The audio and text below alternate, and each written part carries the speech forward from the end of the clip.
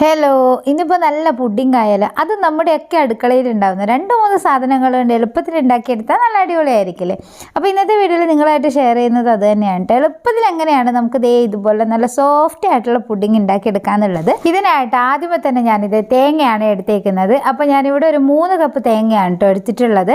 അപ്പോൾ തേങ്ങ ഇതുപോലെ നന്നായിട്ട് അങ്ങ് ചിരകിയെടുത്തതിന് ശേഷം നമുക്കിതുപോലെ ഒരു മിക്സിയുടെ ജാറിലോട്ട് ഇട്ട് കൊടുക്കാം. അപ്പോൾ വലിയ ജാറ് തന്നെ എടുത്തോളൂ കേട്ടോ, ഒരുമിച്ചാണ് നമ്മളിത് അരച്ചെടുക്കുന്നത്.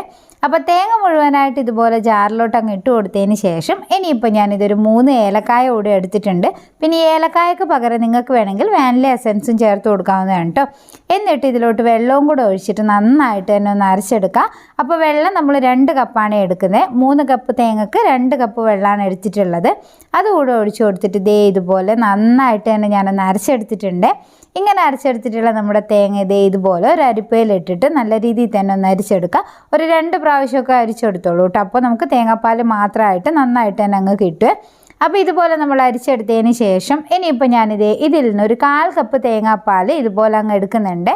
അപ്പോൾ ഇതുപോലെ നമ്മൾ തേങ്ങാപ്പാൽ എടുത്തതിന് ശേഷം ഈ ഒരു തേങ്ങാപ്പാൽ വേറൊരു പാത്രത്തിലോട്ട് അങ്ങ് ഒഴിച്ചു കൊടുക്കുകയാണ് ചെയ്യുന്നത്. അപ്പോൾ ഈ ഒരു തേങ്ങാപ്പാലിലോട്ട് നമ്മളൊരു 1/4 കപ്പ് കോൺഫ്ലോർ ആണ് കേട്ടോ എടുത്തിട്ടുള്ളത്. അപ്പോൾ കോൺഫ്ലോർ ഇതുപോലെ കുറച്ചായിട്ട് ഇട്ട് കൊടുത്തതിന് ശേഷം നന്നായിട്ട് അങ്ങ് മിക്സ് ചെയ്ത് കൊടുക്കുക. അപ്പോൾ കട്ടകളൊന്നും ഇല്ലാതെ വേണേ നമ്മളിത് മിക്സ് ചെയ്തെടുക്കാനായിട്ട്.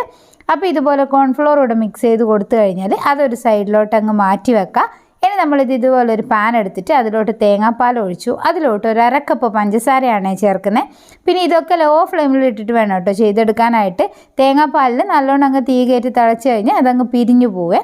അപ്പോൾ ലോ ഫ്ലെയിമിലിട്ട് ചെയ്ത് കൊടുക്കുക. അപ്പോൾ പാല് നല്ല രീതിയിൽ ഇതുപോലെ അങ്ങ് ചൂടായിട്ട് വരുന്ന സമയത്ത് നമ്മുടെ കോൺഫ്ലോർ മിക്സ് കൂടെ ഇതിലോട്ട് അങ്ങ് ഇട്ട് കൊടുക്കണേ. കോൺഫ്ലോർ കൂടെ ഇതിലോട്ട് അങ്ങ് ഇട്ട് കൊടുത്തു കഴിഞ്ഞാൽ ഇതുപോലെ പെട്ടെന്ന് അതങ്ങ് തിക്കായിട്ട് വരും കേട്ടോ. അപ്പം ഫൈനലായിട്ട് ഇതിലോട്ട് ഒരല്പം ഉപ്പ് കൂടെ ചേർത്തിട്ട് വീണ്ടും ഒന്ന് മിക്സ് ചെയ്തെടുക്കുവാണ്. അപ്പോൾ ഈ ഒരു പാകത്തിലാവുന്ന സമയത്ത് നമുക്ക് ഫ്ലെയിം ഓഫ് ചെയ്തിട്ട് ചൂടോടെ തന്നെ ഇതൊരു പാത്രത്തിലോട്ട് അങ്ങ് ഒഴിച്ചു കൊടുക്കുക കേട്ടോ. ഇപ്പോൾ ഏത് പാത്രത്തിലാണോ നിങ്ങൾ സെറ്റ് ചെയ്യാൻ വെക്കുന്നത് അതിലോട്ട് ഇതുപോലെ അങ്ങ് ഒഴിച്ചു കൊടുക്കുക. എന്നിട്ട് ഇത് നന്നായിട്ട് അങ്ങ് തണിഞ്ഞതിന് ശേഷം ഫ്രിഡ്ജിൽ വെച്ചിട്ട് ഇത് സെറ്റ് ചെയ്യാവുന്നതാണ്. ഇപ്പോൾ 2-3 മണിക്കൂർ ഒന്ന് ഫ്രിഡ്ജിലേക്ക് അങ്ങ് കയറ്റി വെക്കാം.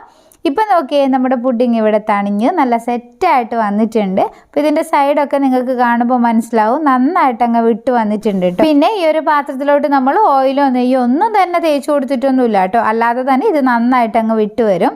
ഇനിയിപ്പോൾ ഇത് വേറൊരു പാത്രത്തിലോട്ട് കൂടെ അങ്ങ് മാറ്റി കൊടുക്കുകയാണ് ചെയ്യുന്നത്. അപ്പോൾ തേങ്ങ വെച്ചിട്ട് ഇതുപോലുള്ളൊരു പുഡിങ് നിങ്ങൾ ഇതുവരെ റെഡിയാക്കിയിട്ടില്ലെങ്കിൽ ഒന്ന് തയ്യാറാക്കി നോക്കണം കേട്ടോ.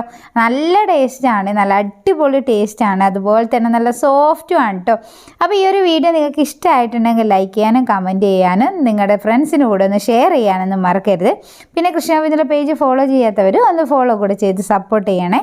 ഇതുപോലെ നല്ല വീഡിയോ ആയിട്ട് വീണ്ടും കാണുന്നത് വരെ ബൈ.